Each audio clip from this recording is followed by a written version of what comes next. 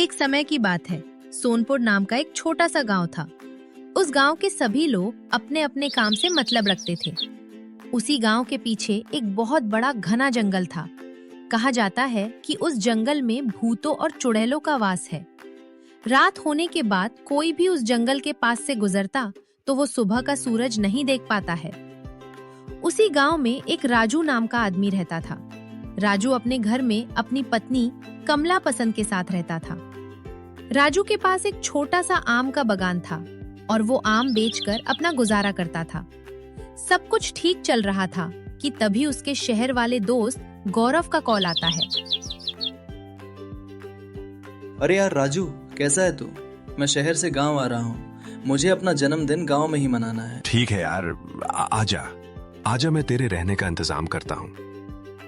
अरे सुनती हो, आज मेरा दोस्त गौरव गांव आ रहा है। और कुछ देर बाद देखते ही देखते गौरव शहर से रामू के पास आ जाता है। वो अपने जन्मदिन की सारा सामान अपने साथ ही लाता है। गौरव राजू से जिद करने लगता है कि वो अपना जन्मदिन घर में नहीं मनाएगा। वो आज शाम को जंगल में अपना जन्मदिन का मंगल करने वाला है। अरे अब मान भी जाइए, वो कितनी दूर से अपना जन्मदिन आपके यहाँ मनाने आया है और आप हैं कि मना पर मना किए जा रहे हैं। मैं वो सब नहीं जानती, आप आज जाएंगे तो जाएंगे। अपनी पत्नी की बात मानने के लिए राजूअन जंगल जाने के लिए तैयार हो जाता है। और वहीं दूसरी तरफ आज अमावस्या की रात होने वाली है, जिसके कारण सारे चुड़ैल जंगल में अपनी शक्ति बढ़ाने के प्लान में होती है और रात होने का इंतजार करने लगती हैं। अगर अब तुम्हारा सामान बहुत भारी है, क्यों ना हम रमेश को भी अपने साथ बुला ले? हाँ, क्यों नहीं, उसे भी अपने साथ बुला लो। 3 लोग साथ रहेंगे तो काम भी आसान हो जाएगा और मजा भी बहुत आने वाला है। फिर वो महेश को लेकर अपने साथ तीनों जंगल की ओर जाने लगते हैं। तीनों को चलते चलते रात हो जाती है। जंगल पहुंचते ही एक बढ़िया सा जगह देखने लगते हैं और जब मिलते ही अपना सारा सामान निकालकर जन्मदिन की तैयारी करने लगते हैं। अरे बल्ले बल्ले, मैं नाचूं आज छम छम, मैं नाचूंगा आज छम छम। अरे भाई तुम लोग भी खाओ ना दबा के। वो तीनों मस्ती कर ही रहे होते हैं कि तभी उन्हें डरावनी डरावनी आवाजें सुनाई पड़ने लगती हैं और वो तीनों डर जाते हैं।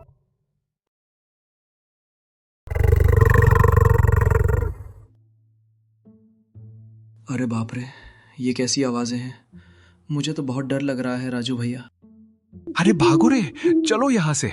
अभी अगर अपनी जान बचा ली तो जन्मदिन के लिए और भी उम्र बाकी है, और अगर नहीं भागे तो हमें लगता है कोई हमें मारकर अपना जन्मदिन मना लेगा। अरे नहीं, मैं यहाँ से कहीं नहीं जाने वाला। बहुत दिनों बाद मुझे ऐसा जन्मदिन मनाने मिला है। तुम लोग बेकार में इतने डर रहे हो। होगा कोई छोटा मोटा जानवर।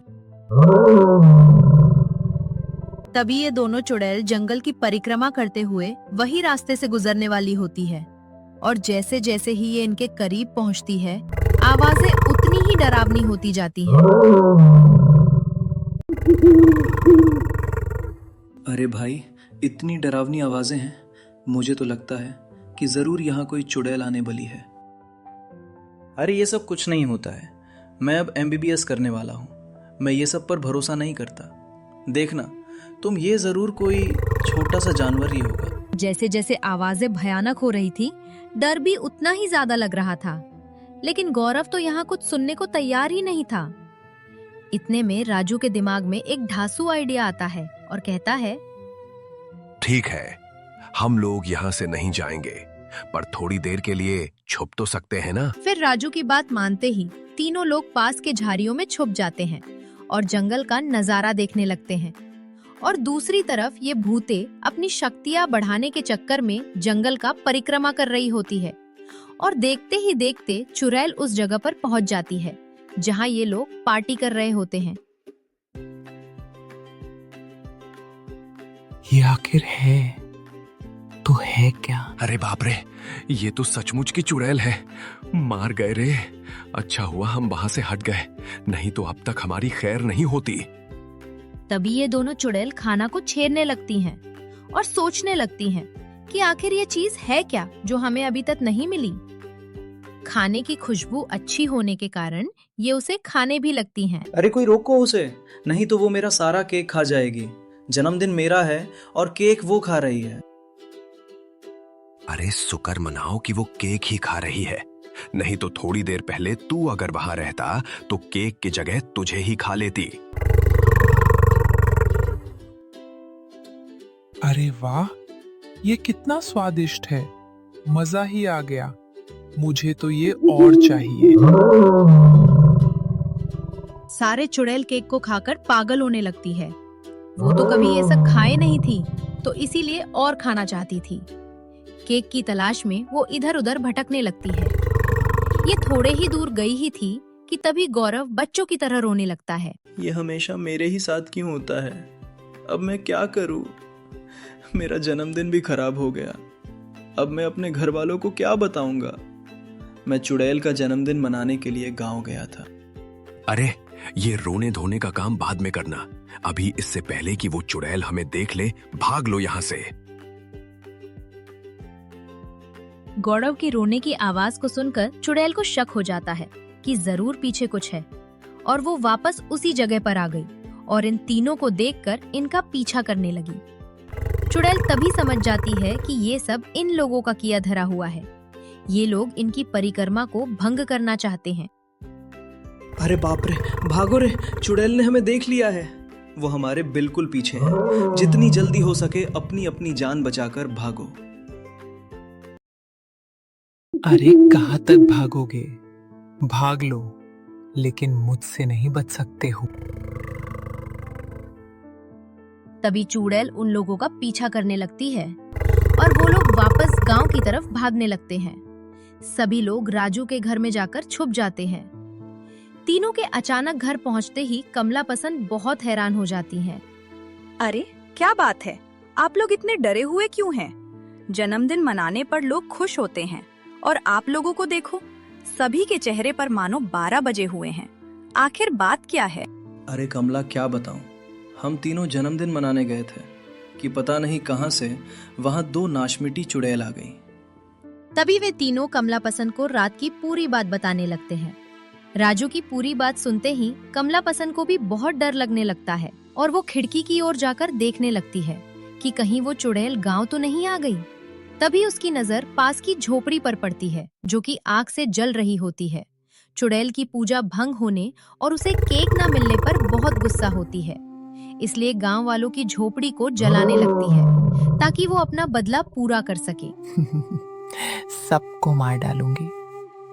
मुझे वो स्वादिष्ट खाने वाला चाहिए। गांव वालों, तुम लोगों ने मेरा पूजा भंग किया है इसलिए मैं अपना बदला लेकर रहूंगी।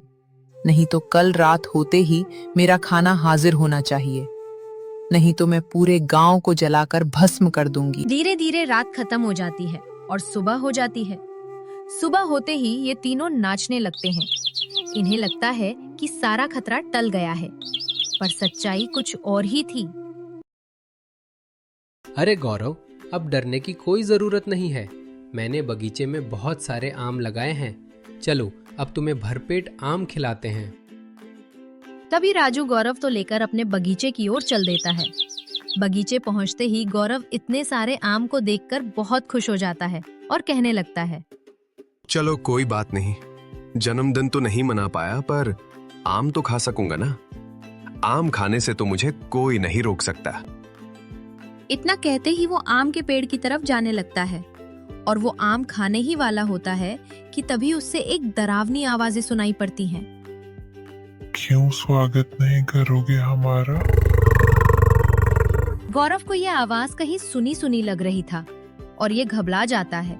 तभी वहीं दूसरी तरफ से वही चुड़ैल उनके तरफ आते हुए दिखाई पड़ता है। तुम्हें क्या लगा था मुझसे बचकर निकल जाओगे? तुम मुझे पहले वो स्वादिष्ट चीज लाओ, तभी मैं तुम्हें छोड़ूंगी, नहीं तो सबको मार डालूंगी। चुड़ैल की बात सुनते ही वे तीनों वहां से भागने लगते। अरे भाई, ये चुड़ैल मेरे ही पीछे क्यों पड़े हैं? जन्मदिन भी नहीं मनाने दी और आम भी नहीं खाने दे रही। अरे पहले भाग लो, जन्मदिन और आम तो बाद में भी मिल जाएंगे। इस चुड़ैल ने मेरा बहुत नुकसान किया है, मैं तो उसको छोड़ूंगा नहीं। भागने लगते हैं और दूसरी तरफ चुड़ैल गुस्से में आकर उसके बगीचे में भी आग लगा देती थी। वे तीनों भागते भागते अपने घर पहुंच जाते हैं और चुड़ैल की सारी बात अपनी पत्नी को बताने लगते हैं। ये बात सुनकर कमला पसंद भी हैरान हो जाती है और कहने लगती है, अरे बाप रे, ये नासा मिट्टी तो हमारा जीना हराम कर चुकी है। और अगर आप चाहते हैं कि इस चुड़ैल को हम सबसे पीछा छुट जाए तो आपको मुखिया जी के पास जाना होगा। इस समस्या का सुझाव उन्हीं के पास हो सकता है। तभी सभी लोग मुखिया जी के पास चले जाते हैं और शुरू से अंत तक की पूरी कहानी बताने लगते हैं। अरे बाप रे, ये तो एक मुश्किल समस्या है, पर हमें तो कुछ ना कुछ तो करना ही होगा जिससे हमें इस चुड़ैल से छुटकारा मिले, नहीं तो वो हमारे पूरे गांव को जलाकर राख कर देगी। अरे मुखिया जी, आप टेंशन क्यों लेते हैं? मेरे पास एक ढांसू प्लान है।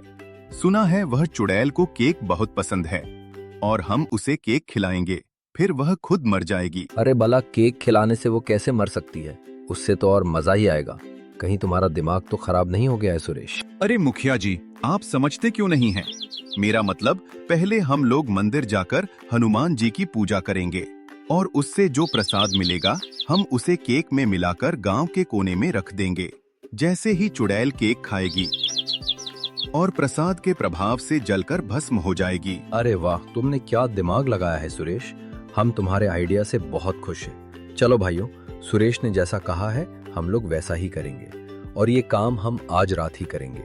हम अपने गांव को और खतरे में नहीं डाल सकते। फिर क्या, शाम होते ही सभी लोग बजरंग बली के मंदिर में पूजा करने चले गए और प्लान के मुताबिक सारी चीज की तैयारी होने लगी। देखते ही देखते रात हो गई।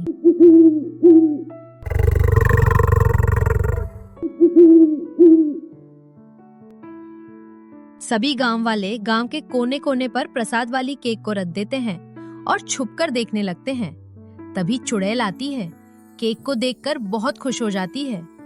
जैसे ही वो खाने का प्रयास करती है कि प्रसाद के प्रभाव से जलकर भस्म होने लगती है और चिल्लाने लगती है। उसके बाद से गांव में सारे लोग खुशी खुशी और बेफिक्र होकर रहने लगते हैं। ऐसे मजेदार वीडियो देखने के लिए वीडियो को लाइक और चैनल को सब्सक्राइब करें।